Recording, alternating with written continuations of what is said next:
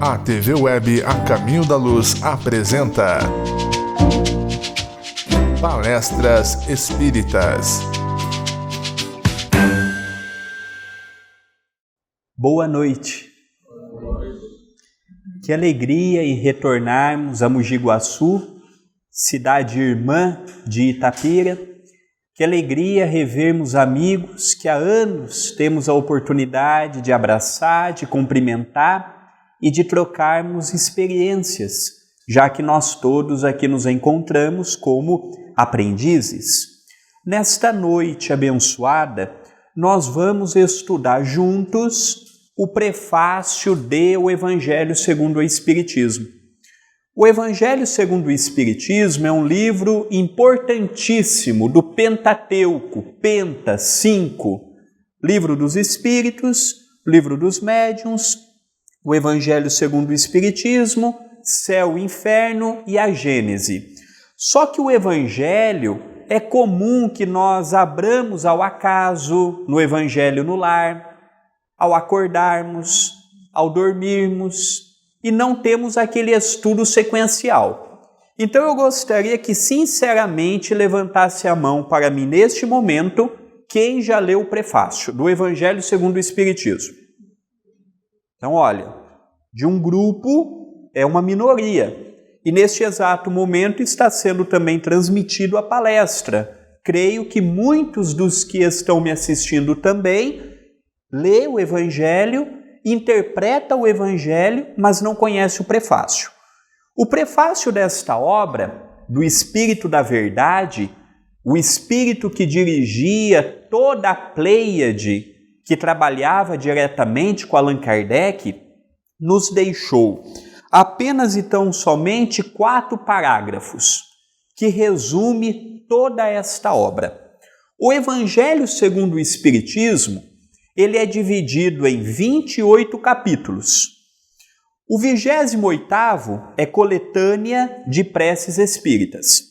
Kardec ensina o espírita a fazer prece. Prece para o obsessor, prece para o doente, prece para este, prece para aquele, como nós devemos fazer uma prece. Os outros 27 capítulos, cada capítulo é dividido em 2 partes. A primeira, Kardec pega um trecho bíblico, estuda e comenta. O segundo é instruções dos espíritos.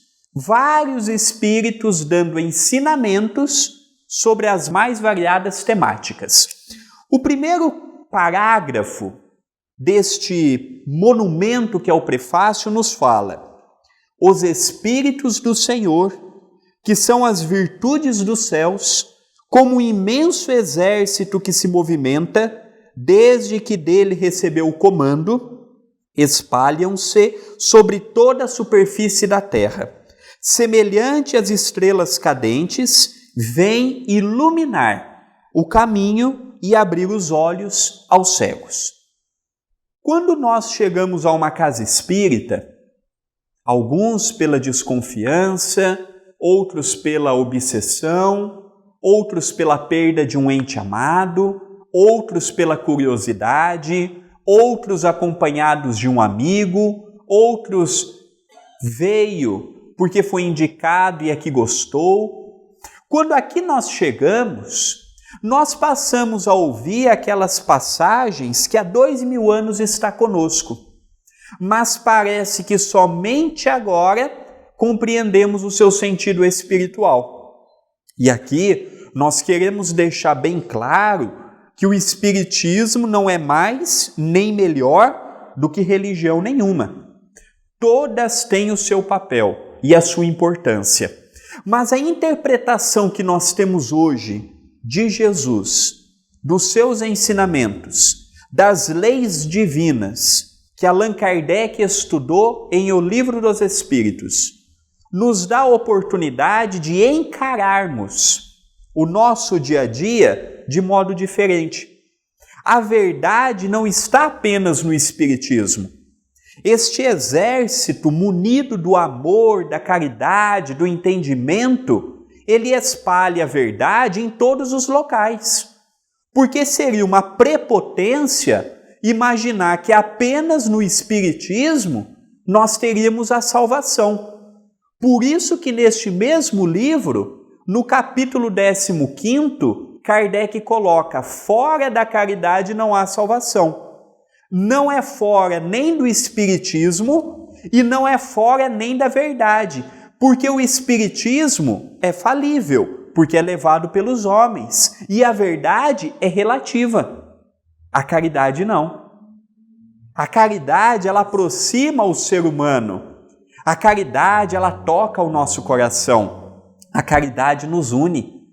Nos une em prol de um mundo melhor, em prol de uma situação mais justa. Porque quando eu compreendo que a caridade é a benevolência para com todos, a indulgência para as imperfeições alheias e o perdão às ofensas, que beleza! Eu saio daquela maneira pequena de achar que caridade é dar a sobra. Porque geralmente confundimos caridade com assistencialismo. Vamos no dicionário.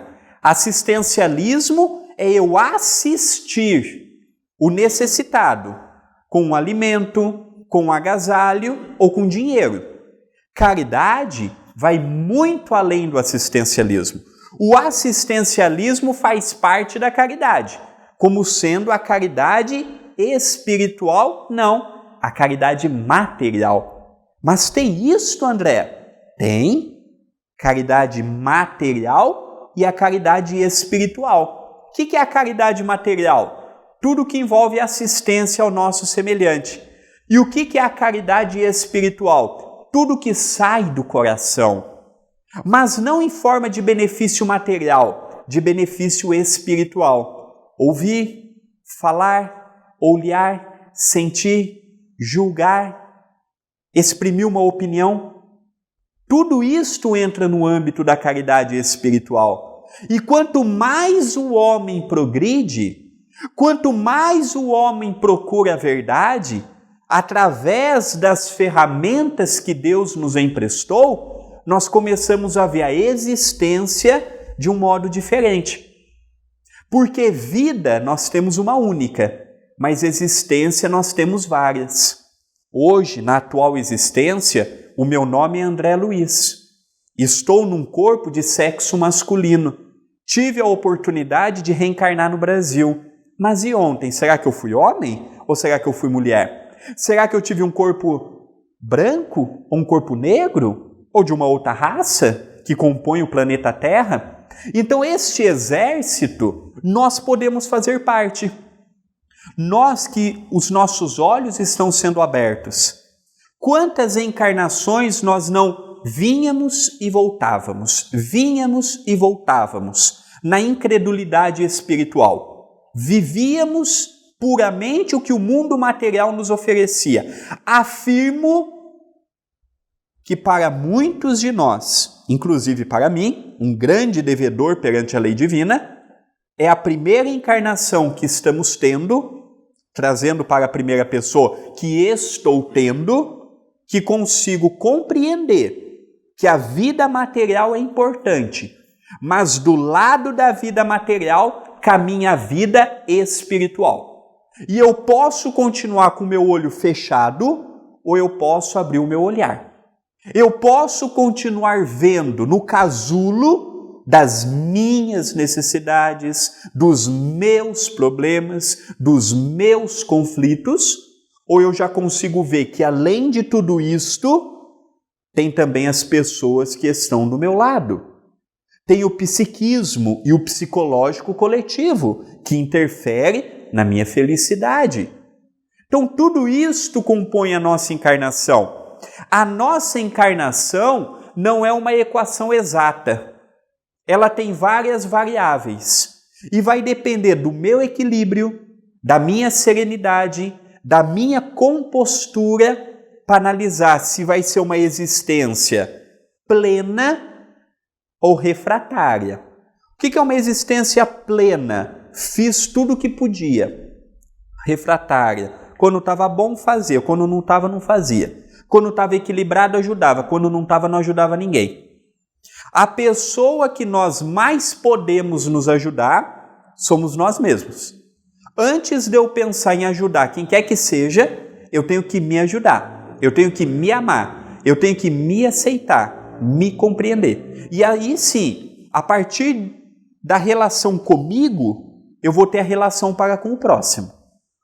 Então hoje, nós vivemos uma oportunidade existencial belíssima, porque nós conseguimos ver o que antes não víamos.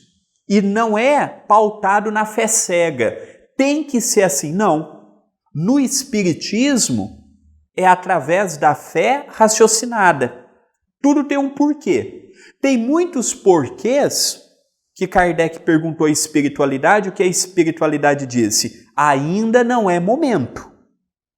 Nós estamos na infância espiritual. Aos pouquinhos estamos chegando a tomar corpo espiritual. E não estamos falando no sentido físico, mas no sentido literal da palavra. Estamos crescendo. No segundo parágrafo, olha o que o Espírito da Verdade nos fala.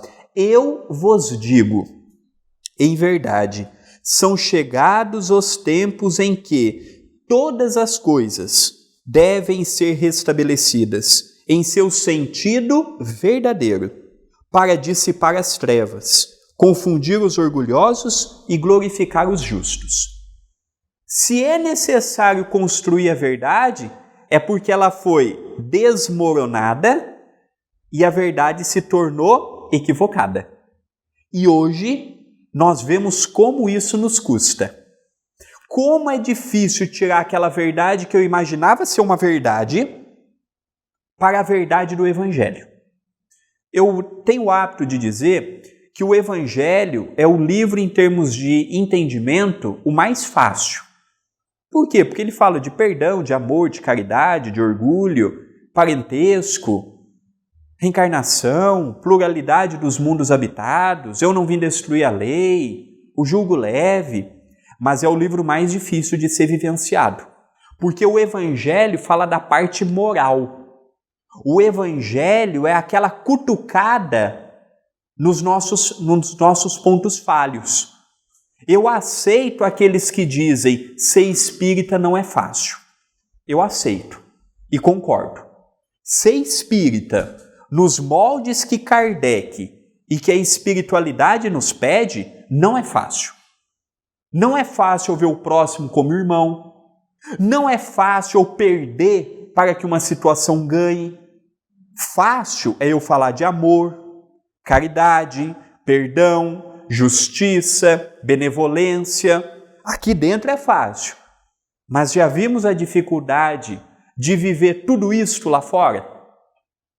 Já vimos a dificuldade de, numa situação, nós preferirmos perder para que uma situação toda ganhe? Mas e os meus direitos? Aí eu me lembro do Chico. É uma história que eu tenho o hábito de contar. Chico ia na feira, comprava 4 tomates, 2 bons e 2 mais ou menos. Essa história eu gosto, porque essa história, todos nós compreendemos ela. Chico comprava 2 tomates bons e 2 tomates mais ou menos. Depois de um tempo de convivência, o dono do estabelecimento perguntou: Chico, já que você está comprando, pagando, por que não compra 4 tomates bons? O Chico, aquele autêntico mineiro: uai, meu filho, para não te dar prejuízo. Se eu comprar 4 tomates bons, quem que vai comprar aqueles outros 2?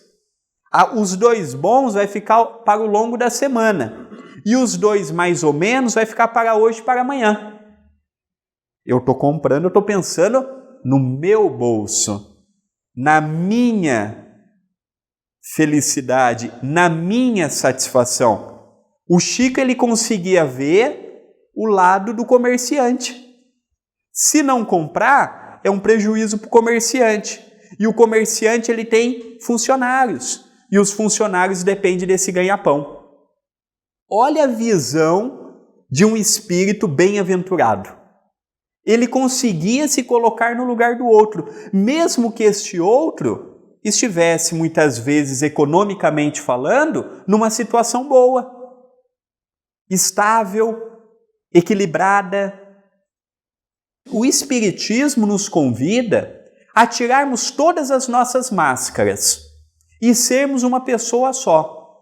Porque o André do centro é diferente do André que está dirigindo, que é diferente do André como filho, como pai, como neto, como avô, para os avós que aqui estão. O André do centro é diferente do André no trabalho. O André do centro, para um grupo de pessoas lá fora, é amigo, é calmo, é prudente, para aqueles que têm afinidade. Mas o André, para aqueles que não têm afinidade, é irritado, preconceituoso, tem 2 pesos e 2 medidas. Nós ainda não somos a mesma pessoa em todos os lugares. Olha como nós espiritualmente somos afetados. Às vezes estamos bem, equilibrados, sereno. Chegamos no banco, 5º dia útil. 50 pessoas na nossa frente. Pessoas reclamando, xingando, lamentando. É muito comum que às vezes nós saímos do banco com uma dor de cabeça. Mal disposto. Estou falando de um banco ou qualquer lugar que aglomera muita gente e que a maioria tem um pensamento negativo. Quando não, já que os outros estão reclamando, também vou reclamar. Ô caixa lento, a minha vez que não chega, eu tenho que fazer almoço, eu tenho que pegar o filho, eu tenho que fazer aquilo. E eu alimento aquela tela mental. Coitado do caixa que recebe tudo isso de emissão mental. Então o Espiritismo, ele veio mostrar que tudo que nós fazemos tem uma repercussão. Meu pensamento, a minha fala, a minha atitude, a minha conduta, o meu comportamento. Alguém consegue ficar 1 minuto sem pensar? Eu consigo ficar um tempo sem falar. Eu posso conseguir ficar um tempo sem ouvir o meu exterior, mas eu consigo ficar 1 minuto sem pensar? A partir do momento que eu estou pensando, eu estou atraindo. Porque os espíritos são atraídos pelo pensamento. Então me diga, os teus pensamentos, as tuas falas e os teus ideais, que eu tenho a capacidade, eu e qualquer outra pessoa, de dizer quais companhias espirituais que estão te acompanhando. Quem fala bem, quem tem pensamento bom, ideal centrado, que espírito que está acompanhando? Do mesmo teor. Quem é negativo, vingativo, chato, zangado, rabugento, quem que está acompanhando ele? Precisa ser muito inteligente para tirar essa conclusão? Precisa ser médium para nos falar quem está nos acompanhando? Não. E nós hoje conseguimos compreender o porquê que muitas vezes a nossa existência não vai para frente. Por que eu tenho problema no meu relacionamento? Por que eu tenho problema com os companheiros no trabalho? Por que eu tenho problema com os meus familiares? É só notarmos a nossa conduta. Nem tudo é espiritual. Nem tudo é do plano espiritual. Tem muitas coisas que são nossas. E é isto que nos fala no 2º parágrafo, dos 4 que compõem o prefácio.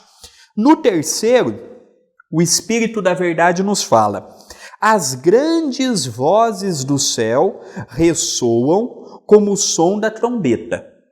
Hoje nós compreendemos que nós não somos os únicos seres que povoam o universo.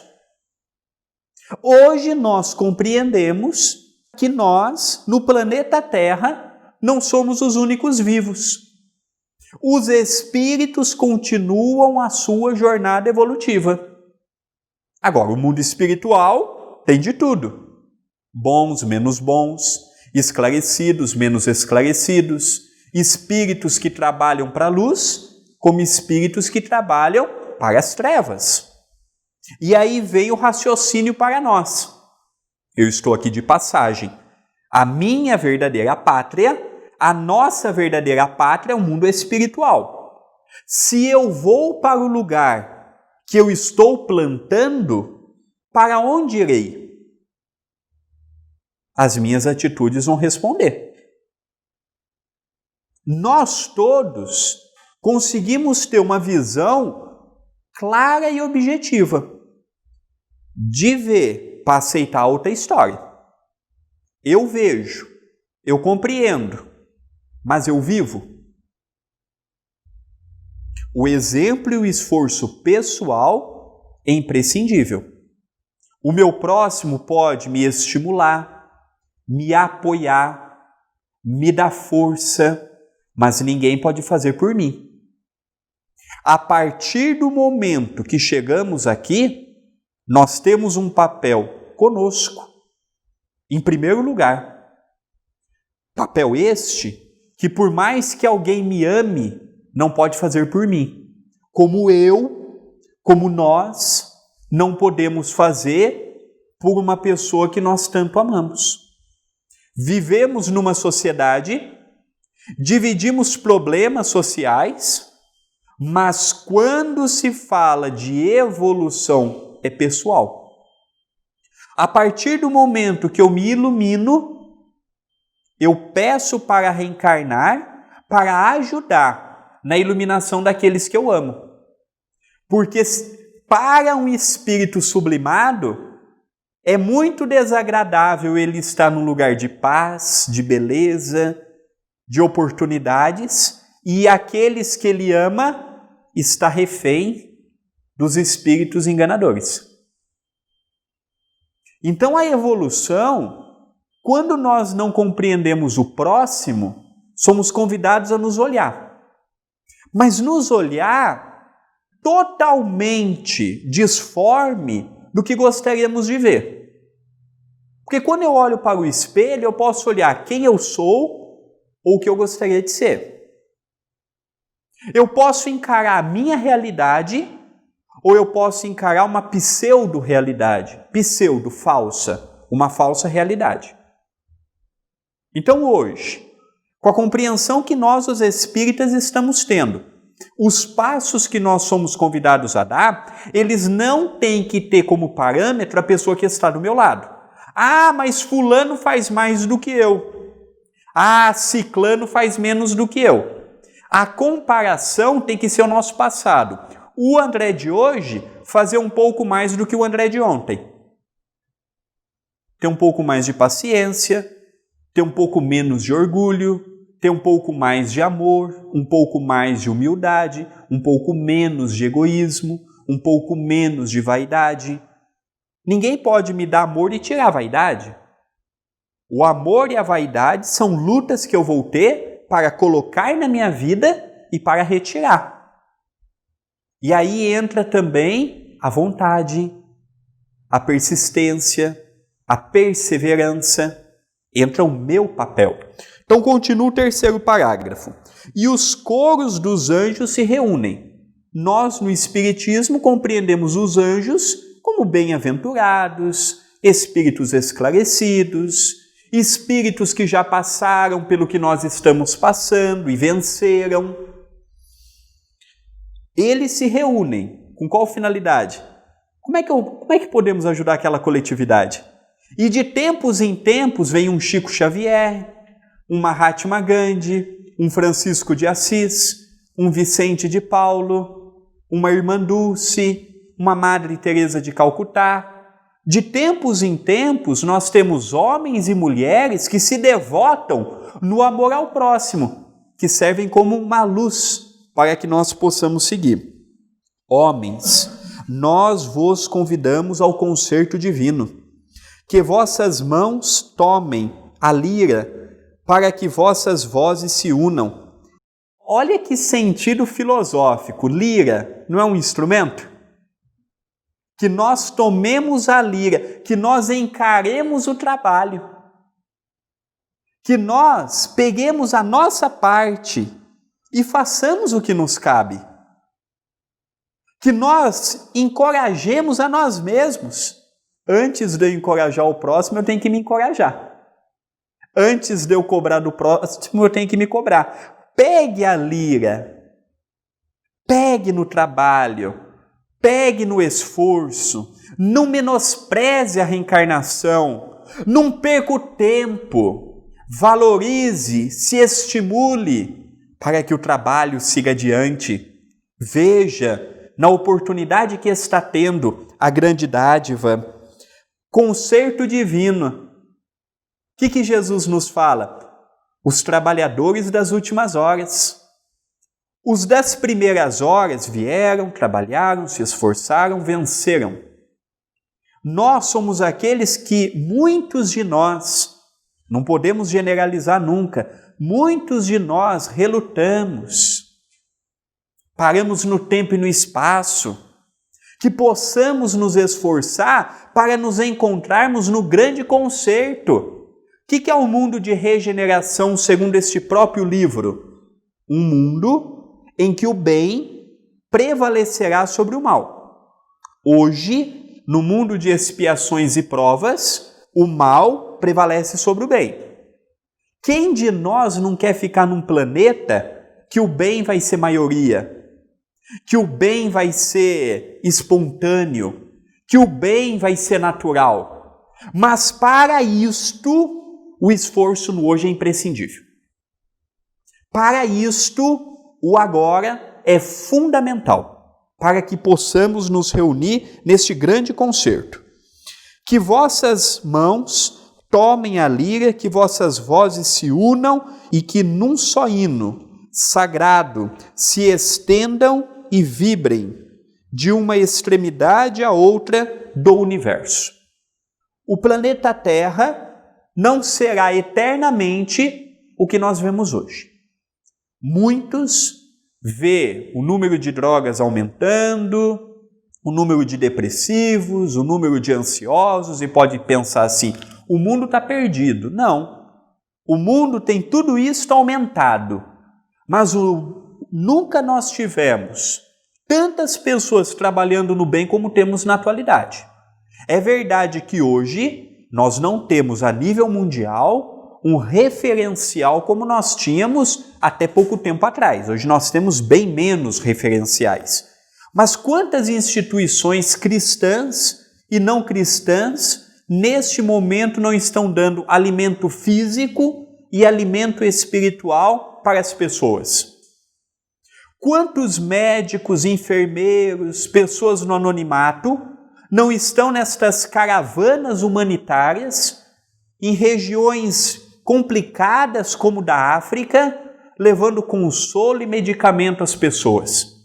Então tem muita gente trabalhando no bem, tem muita gente fazendo o que pode. O problema é que isso não dá audiência. O que dá audiência é quando tem um homicídio, um suicídio, quando tem uma coisa grave, aí dá ibope, dá audiência, dá propagação. Mas isto não quer dizer que o mundo esteja perdido. Porque se eu imaginar que o mundo está perdido, então qual que é o papel de Jesus na governança disso tudo? Se eu imaginar que nós estamos num barco à deriva, então eu não preciso de um governador espiritual. Nós estamos num momento, como dizia Dr. Bezerra de Menezes, as portas das reencarnações estão escancaradas. Vão vir todo tipo de encarnado. Essa mensagem foi pelas mãos de Chico Xavier na década de 40. Vão vir incendiários, suicidas, drogaditas, pessoas com complicações sexuais, todo tipo de pessoa, viciados de toda ordem. Não é o que nós estamos vendo na atualidade? Mas junto de tudo isto, quantas pessoas não fazem o que podem para levar um consolo, um alimento, um agasalho, uma assistência, um abraço aos outros? Também temos bastante. E o último parágrafo, para encerrar este concerto divino, que é o prefácio de O Evangelho segundo o Espiritismo, o Espírito da Verdade nos fala: homens, irmãos, a quem amamos, estamos juntos de vós.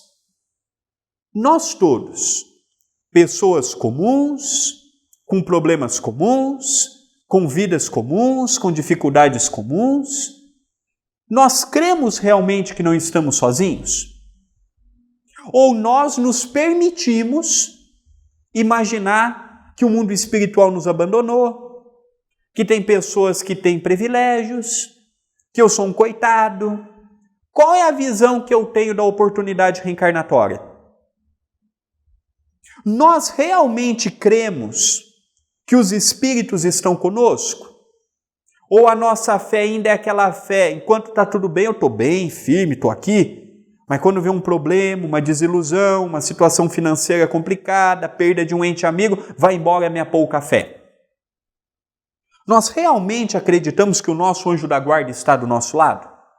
Que os espíritos que aqui estão, que a maioria de nós não vê, não ouve e não sentem, estão para nos ajudar?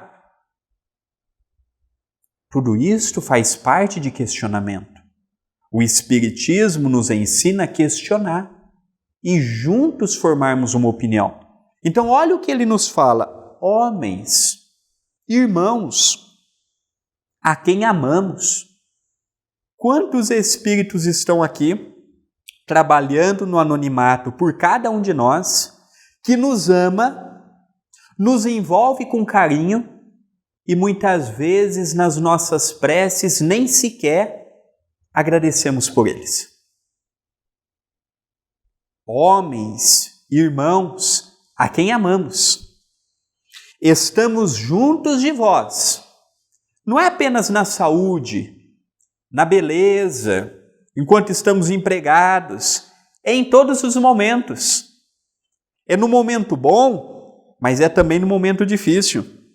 Amai-vos, ame uns aos outros, sem pieguismo, sem vaidade, sem pensamentos de menos-valia, sem pensamentos que não vão levar a lugar nenhum, simplesmente nos amarmos, aceitarmos o outro como ele é, não o que eu gostaria que ele fosse, mas o que ele é, com a sua índole, com o seu caráter, e estimulando ao bem pelo exemplo, não pela palavra, pelo exemplo. O exemplo fala muito. Pedro não falou que o amor cobre multidões dos pecados? O exemplo fortalece para que a pessoa olhe para nós, olhe para ela, olhe para nós e diga assim: eu cansei desta vida. Se o André conseguiu mudar, por que eu não vou mudar também? Às vezes, um simples olhar de caridade pode mudar a vida de uma pessoa. Às vezes, um simples olhar de misericórdia pode mudar a realidade de uma pessoa. A palavra, em muitos casos, é inócua. O que isso significa? Sem função. Sem função. Amai-vos. Ame. Não é fora da caridade, não há salvação? Fora do amor, fora do perdão, fora de nos colocarmos no lugar do outro, não há salvação. Porque caridade e amor é uma dobradinha, é uma dupla que caminham juntas. Não existe caridade sem amor, como não existe amor sem caridade. Amai-vos. Como é que eu vou amar o próximo querendo mudá-lo? Amai-vos. Não é amar quem é espírita, quem pensa conforme eu penso. É amar o próximo sem querer mudar, sem querer a converter, sem querer que o próximo pense conforme eu penso. Amai-vos. E dizei do fundo de vosso coração, fazendo as vontades do Pai que está nos céus, Senhor, Senhor, e podereis entrar no reino dos céus. É interessante que na oração do Pai Nosso, Jesus nos ensina: Senhor, que seja feita a tua vontade. Aí quando é feita a vontade do Senhor, eu não aceito. Tem que ser: Senhor, que seja feita a tua vontade, não a minha. Que seja no teu tempo e não no meu. Às vezes a gente não quer as coisas para ontem, mas será que essa pressa, essa urgência vai nos fazer bem? Não tem um ditado que fala que quem tem muita pressa come frio? Então, o passo espiritual não é quantidade, é qualidade. É fazermos pouco e bem feito, é colocarmos amor. Todos nós temos capacidade, todos nós podemos. E no mundo espiritual, prestaremos contas de cada oportunidade que estamos tendo, de cada dádiva que estamos tendo, de cada momento que estamos tendo.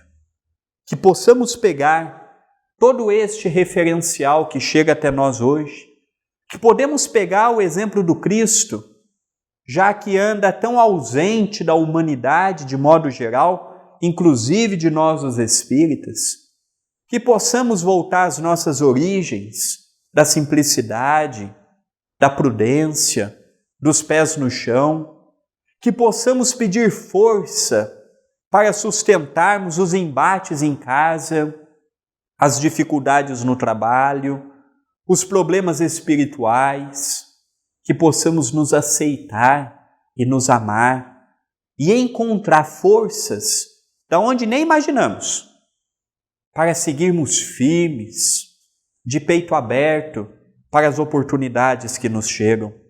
Quando hoje estávamos preparando o tema para as nossas meditações desta tarde, me foi sugerido este prefácio, porque nesses 4 parágrafos nós tivemos a oportunidade de resumir todo o Evangelho segundo o Espiritismo.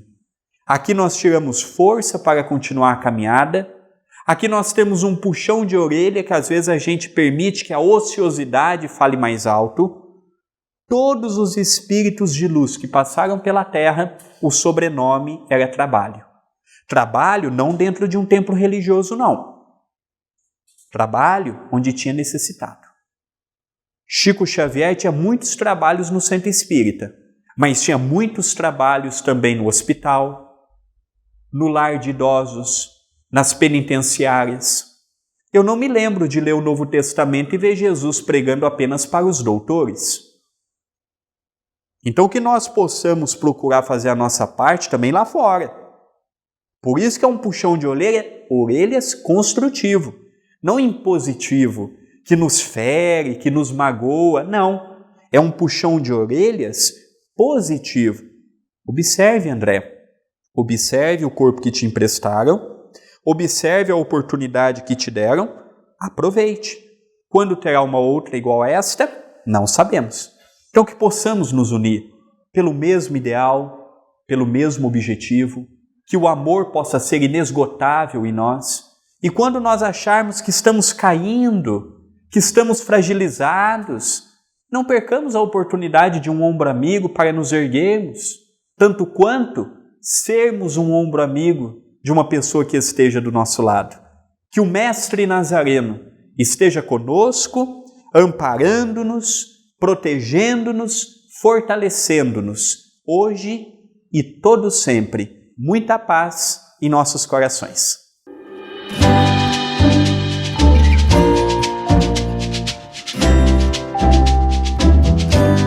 A TV Web A Caminho da Luz apresentou Palestras Espíritas.